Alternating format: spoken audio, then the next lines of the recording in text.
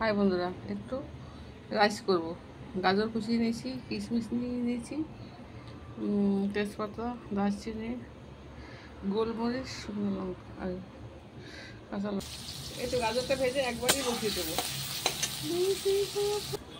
একটু তেল বসিয়েছি, গাজরটাকে আগে গাজর, কিশমিশ, কাঁচা লঙ্কা ভেজে নিয়েছি। এইগুলো এখন একটু ঘি দিয়েছি, সাদা তেল, ফোড়ন দিয়ে দিলাম। এখানে চালটা দিয়ে দিলাম,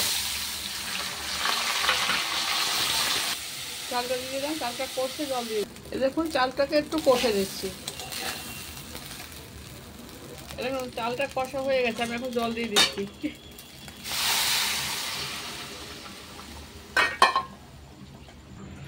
এ দেখুন আমার জলের মাপ, এই খুন্তির এতটা জল দিলে পরে একদম ভাত সেদ্ধই সুন্দর হয়ে থাকবে।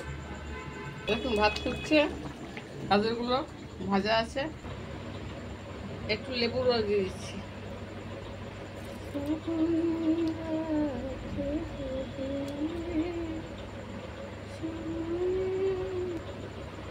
এবার এক প্যাকেট গরম মশলা দিয়ে দিলাম। এবারে গাজরটা দিয়ে দিলাম। এই দেখুন বন্ধুরা, আমার রাইসটা কত সুন্দর হয়েছে। এক ফোড়নে বসিয়ে দিয়েছি, এবার চাপা টাকা দেবো। আমার রাইস কমপ্লিট। দেখুন দেখতে কত সুন্দর হয়েছে।